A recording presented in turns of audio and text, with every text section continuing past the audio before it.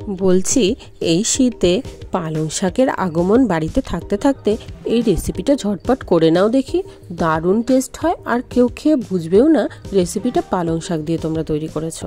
রেসিপিটি তৈরির জন্য আমি নিয়ে নিয়েছি পালং শাক। সেটাকে খুব ভালো মতো করে কেটে বেছে ধুয়ে আমি একটি কড়াইয়ে গরম জলের মধ্যে দিয়ে দিচ্ছি সেদ্ধ করার জন্য, আর দিয়ে দিচ্ছি সাথে কিছুটা ধনেপাতা। এই ধনেপাতা পালং শাকের মধ্যে পড়লে একটা অসম্ভব সুন্দর টেস্ট নিয়ে আসে। তার জন্য পালং শাক আর ধনেপাতা দুটোকেই সুন্দরভাবে হালকা সেদ্ধ করে আমি ঠান্ডা করে নিয়েছি। এবার ঠান্ডা হয়ে গেলে এই পালং শাক আর ধনেপাতার যে সেদ্ধটা আছে সেটা আমি মিক্সিতে দিয়ে ভালো মতো করে পেস্ট তৈরি করে নেব। এবার পালং শাকের পেস্টটা একটা বাটিতে ঢেলে আমি দিয়ে দেবো পরিমাণ মতো লবণ এবং সামান্য চিনি দিয়ে খুব ভালো মতো করে মিক্সড করে নেব। এবার আস্তে আস্তে আমি কয়েক চামচ বেসন এখানে অ্যাড করব। এবার দেখে নাও তোমরাই যে বেসনটা অ্যাড করার পর থিকনেসটা ঠিক কেমন হবে। এখানে 4 থেকে 5 চামচ বেসন আমি মিশিয়েছি, দেখো থিকনেসটা ঠিক এইরকম হবে। এবার একটি থালের মধ্যে আমি সরষের তেল ব্রাশ করেও নিতে পারো তোমরা, আমি হাতে বুলিয়ে নিয়েছি। এবার এই পালং শাক আর বেসনের যে মিশ্রণটা আমি বানালাম সেটাকে খুব সুন্দর করে চামচের সাহায্যে একটু ছড়িয়ে দেব। ছড়িয়ে দিয়ে একটা কড়াইয়ের মধ্যে দেখো জল দিয়ে একটা স্ট্যান্ড দিয়ে আমি আগেই গরম করতে বসিয়েছিলাম, তার মধ্যে দিয়ে দেবো এই পালং শাকের মিশ্রণের থালাটি দিয়ে আমি কিছুক্ষণের জন্য ঢেকে দেবো স্টিম হওয়ার জন্য। দেখো স্টিম হয়ে গেছে, বেশ সুন্দর কিন্তু পনিরের মতো তৈরি হয়েছে না, সবুজ পনির, তাই না? খুব ভালো লাগছে না দেখতে? এবার ঠিক পনিরের শেপে সবগুলোকে চাকু দিয়ে কেটে নিচ্ছি। দেখো তোমাদের কেটে দেখিয়ে দিচ্ছি কত সুন্দর লাগছে দেখতে, ঠিক মনে হচ্ছে সবুজ রঙের পনির।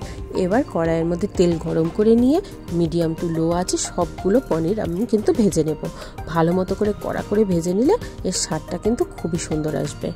সমস্ত পালংয়ের পনিরগুলো ভাজা হয়ে গেলে তুলে রেখে কড়াইয়ের তেলে ফোড়নে দিয়ে দেবো শুকনো লঙ্কা, সাদা জিরে ও তেজপাতা দিয়ে খুব ভালো মতো করে নাড়াচাড়া করে নেব।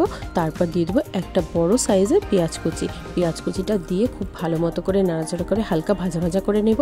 এবার দিয়ে দেবো 1 কোয়ার মতো আদা, কয়েকটা কাঁচা লঙ্কা ও 2 কোয়া রসুন আমি বেটে নিয়েছিলাম, সেই বাটাটা দিয়ে ভালো মতো করে কষিয়ে নেব। তারপর দিয়ে দেবো টমেটো কুচি। টমেটো কুচি দিয়েও ভালো মতো করে নাড়াচাড়া করে নেব। এবার দিয়ে দেবো আস্তে আস্তে মশলাগুলো। তার জন্য প্রথমে দিব পরিমাণ মতো লবণ, তারপরে দিব সামান্য হলুদ, শুকনো লঙ্কার গুঁড়ো, ধনের গুঁড়ো ও জিরার গুঁড়ো। সমস্ত মশলাগুলোকে দিয়ে খুব ভালো মতো করে কষাতে থাকতে হবে যতক্ষণ না ওপর থেকে তেল ভেসে ওঠে। আর এই সময় কিন্তু দিয়ে দিয়েছি আমি সামান্য চিনি, যাতে লবণ মিষ্টির ব্যালেন্সটাও হয় এবং কষানোর সময় একটা সুন্দর কালার আসে তার জন্য। দেখো নাড়তে নাড়তে মশলাগুলোর উপরে বেশ সুন্দরভাবে কিন্তু তেল ভেসে এসেছে, তার মানে মশলাগুলো কিন্তু খুব সুন্দরভাবে কষানো হয়ে গেছে। এই সময় আমি দিয়ে দিব প্রয়োজন মতো উষ্ণ গরম জল। উষ্ণ গরম জলটা দিলে তরকারির স্বাদটা কিন্তু একেবারে একই রকম থাকে। ঝোলটা ফুটে উঠলেই আমি সমস্ত পালংয়ের পনিরগুলো দিয়ে দেব, দিয়ে কিছুক্ষণের জন্য থালা দিয়ে কিন্তু কড়াইটা ঢেকে দিব।